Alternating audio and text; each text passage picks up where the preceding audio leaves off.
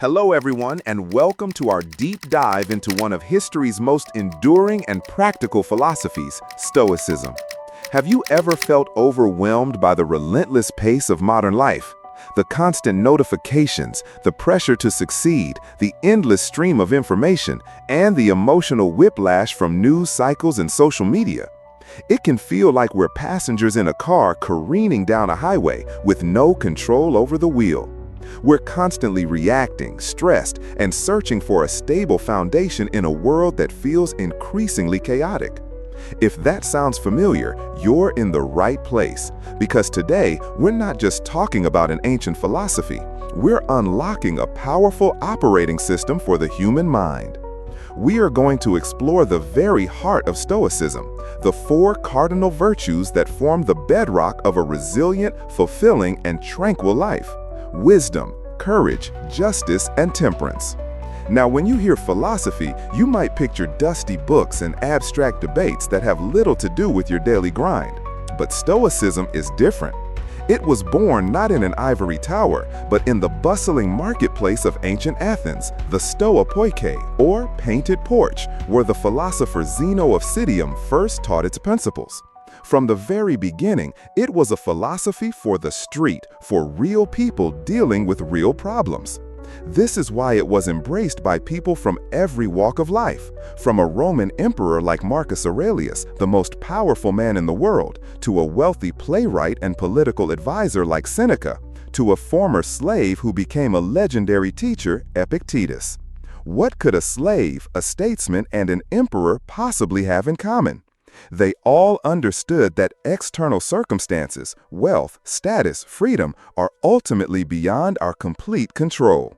What truly matters, what defines our happiness and our character, is how we choose to respond to those circumstances. This brings us to the central pillar of Stoic thought. Virtue is the sole good. What does that even mean? For the Stoics, things like health, wealth, and reputation are preferred indifferences. It's nice to have them, but they can be given and taken away by fortune. They are not essential for a good life. Virtue, on the other hand, is entirely within our control. It's our character, our inner excellence. Think of it like building a house.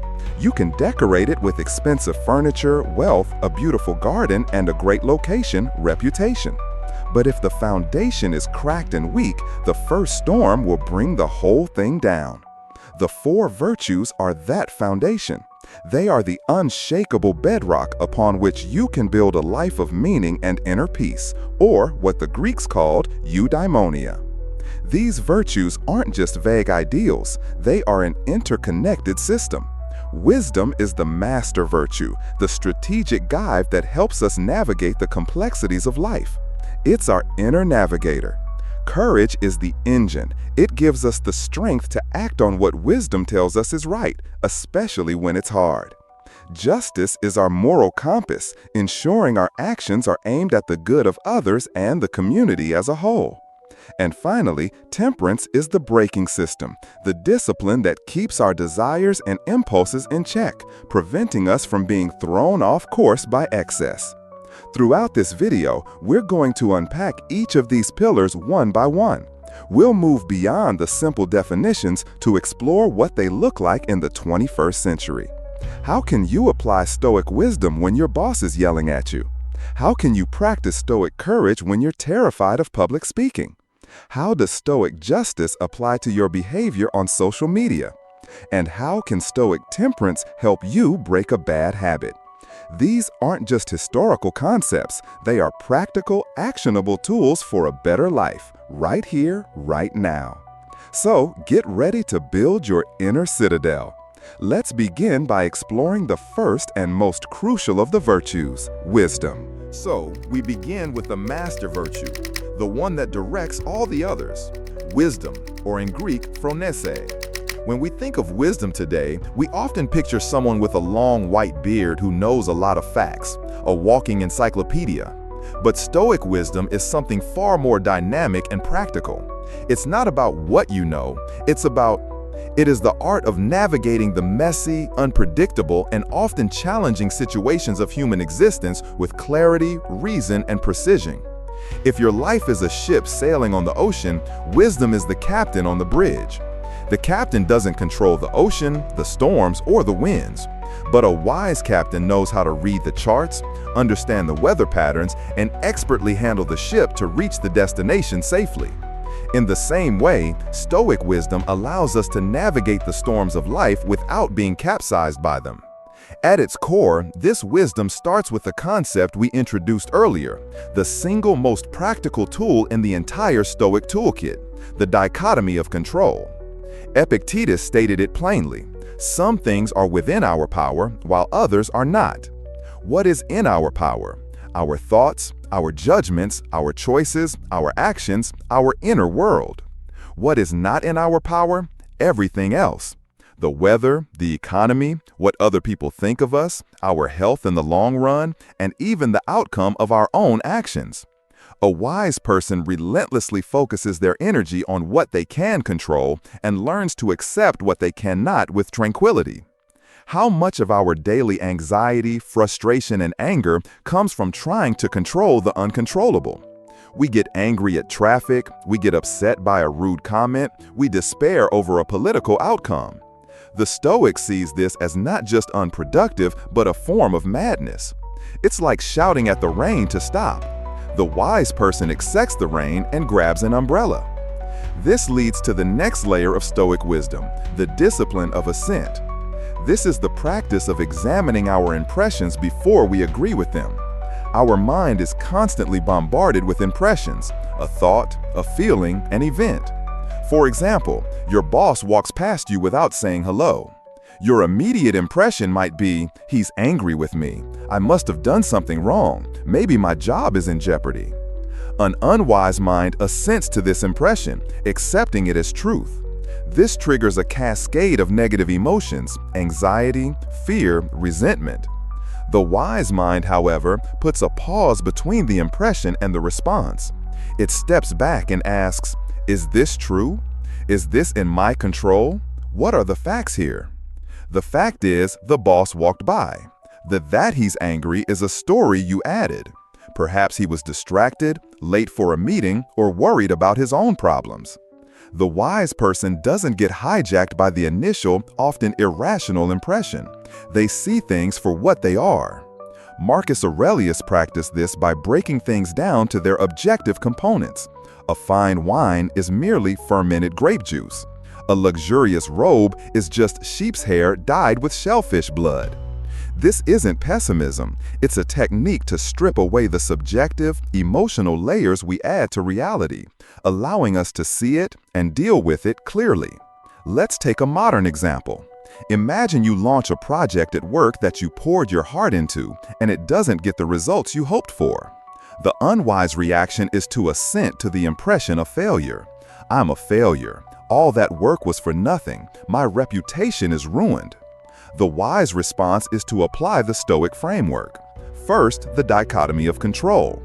I control the effort, the research, the quality of my work. I don't control the final market response or how my superiors react. Second, the discipline of assent. The project didn't meet its targets. That is a fact. The judgment that is an unhelpful story. Let's not assent to that. Instead, the wise person asks, what can I learn from this? What data can I extract from this outcome to do better next time? This transforms a perceived catastrophe into a valuable lesson. It's this practical, moment-to-moment application that makes wisdom so powerful. It's the skill that ensures our efforts are not wasted on fighting reality, but are instead directed effectively within it. Wisdom tells us to do. Now, let's explore the virtue that gives us the strength to actually do it. Once wisdom has illuminated the correct path, we need the strength to walk it, especially when that path is steep, rocky, and frightening. This is where the second virtue, courage or atta, comes into play. When we hear the word courage, our minds often leap to images of soldiers on a battlefield or firefighters rushing into a burning building. And while that is certainly one form of courage, Stoic courage is a much broader and more profound concept. For the Stoics, true courage is not the absence of fear. It is the rational decision to act rightly and virtuously. It is the mental and moral fortitude that allows you to face not just physical danger, but also public opinion, difficult conversations, personal loss, and your own internal demons without flinching from what you know is right. Think of it this way.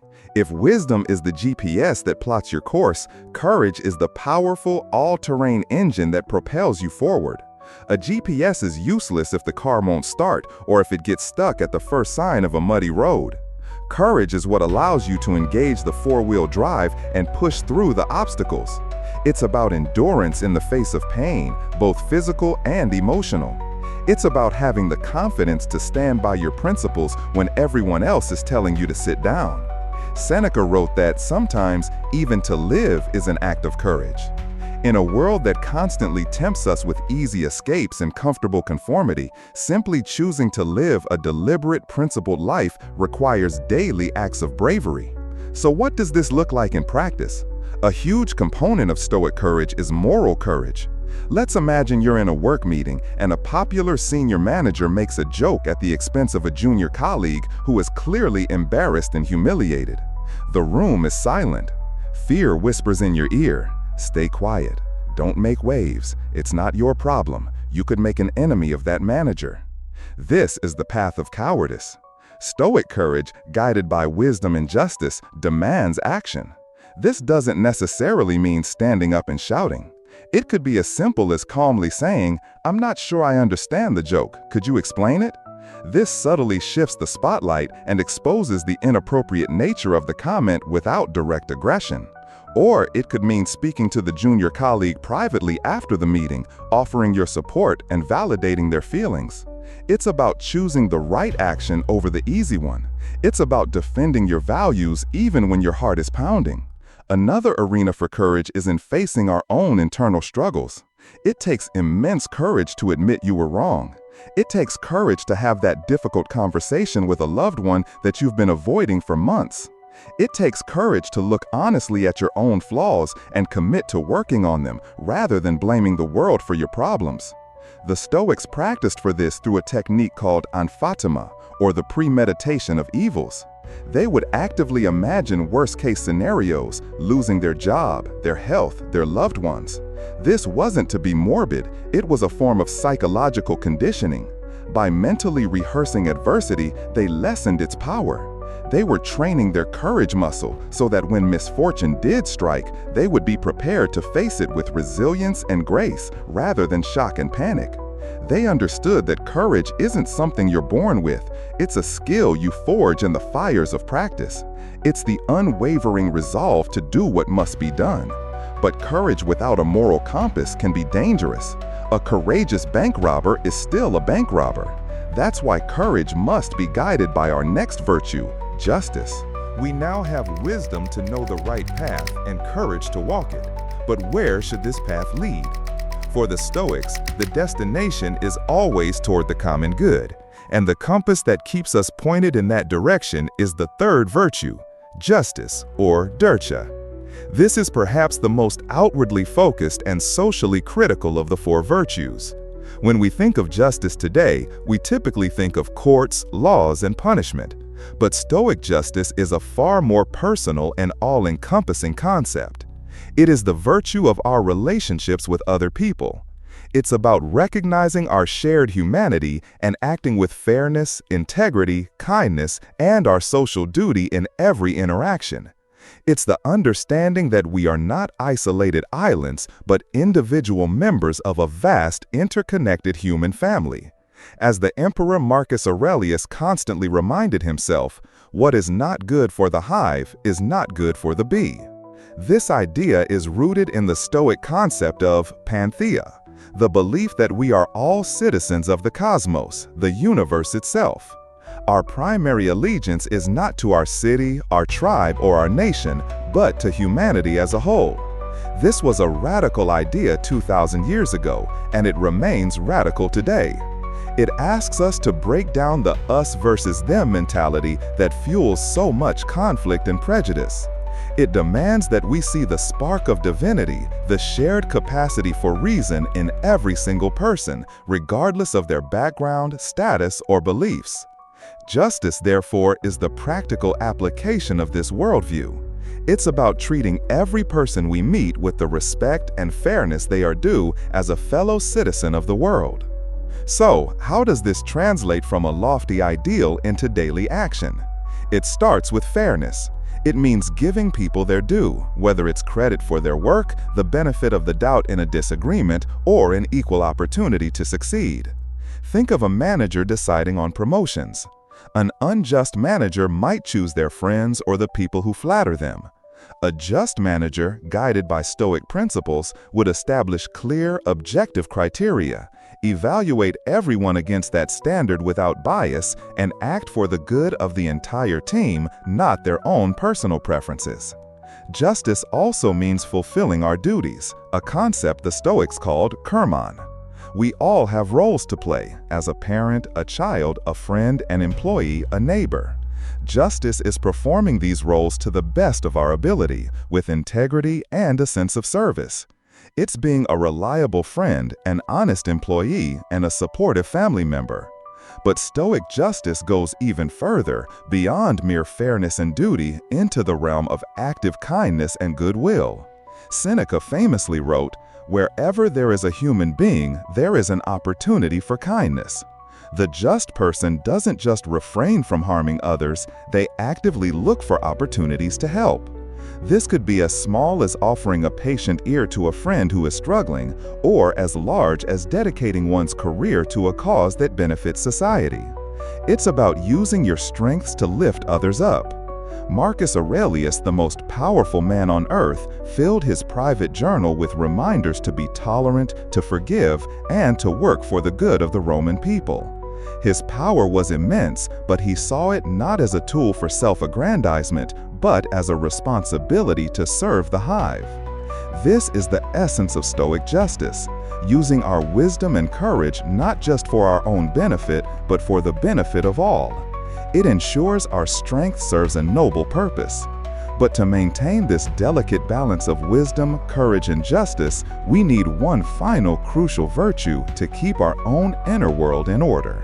We have arrived at the fourth and final pillar of the Stoic framework, temperance, known in Greek as sophrosine. If wisdom is our guide, courage is our engine, and justice is our compass, then temperance is the master control system. The brakes, the steering, and the fuel efficiency gauge all rolled into one. It is the virtue of self-mastery, discipline, moderation, and balance. In a world that constantly bombards us with temptations for more food, more entertainment, more status, more possessions, temperance is the quiet, firm voice of reason that says, enough. It's not about a life of grim, joyless denial. Rather, it's about understanding the proper measure of things so that we can enjoy life's pleasures without becoming enslaved by them. It's the art of wanting the right things in the right amounts at the right time. The core practice of temperance is what the Stoics called the discipline of desire. A wise person, as we've discussed, understands that things like wealth, pleasure, and fame are indifferents. They are outside our direct control and are not necessary for a good life. The intemperate person, however, becomes a slave to these things. They frantically chase pleasure and desperately flee from pain, their emotional state entirely dependent on external circumstances. Their desires control them. The temperate person, through discipline, flips this script. They master their desires. They learn to want what is truly good, virtue itself, and to be indifferent to the rest. This creates an incredible sense of freedom. When you don't that promotion to feel worthy, or that luxury item to feel happy, or constant entertainment to avoid boredom, you are no longer a puppet of fortune. You are the master of your own inner peace. Let's consider a powerful modern example, our relationship with technology. The smartphone is a marvel, but it is also a fire hose of endless distraction and cheap dopamine. The endless scroll on social media, the binge watching of a new series, the constant checking of emails and notifications, these are all challenges to our temperance. The intemperate person gives in completely. They are pulled from one notification to the next, their attention fractured, their time consumed, leaving them feeling anxious and unfulfilled. The temperate person exercises self-control. This doesn't mean throwing their phone away. It means using it with intention. They might set specific times for checking social media, turn off non-essential notifications, or consciously choose to leave their phone in another room to be fully present with their family. They are the master of the tool, not the other way around. This is sophrosine in the 21st century, the disciplined command of your own attention. The Stoics trained this muscle through practices like voluntary discomfort. Seneca, a very wealthy man, would periodically sleep on the floor, eat plain food, and wear simple clothes. He wasn't punishing himself. He was asking himself, is this what I was so afraid of? He was training his mind to be independent of comfort and luxury. By willingly embracing a little hardship, he fortified himself against the possibility of future involuntary hardship. He was proving to himself that his happiness didn't depend on his fine bed or rich food. This is the essence of temperance, creating order within our own souls so that we can handle the chaos of the world. It's the virtue that ensures our appetites don't hijack our reason. Ultimately, these 4 virtues are not separate items on a checklist. They are a unified whole, a symphony of character that must be played in harmony. Wisdom conducts the orchestra, knowing which notes to play. Courage provides the powerful brass section, unafraid to be heard. Justice is the beautiful string section, creating harmony with the whole world.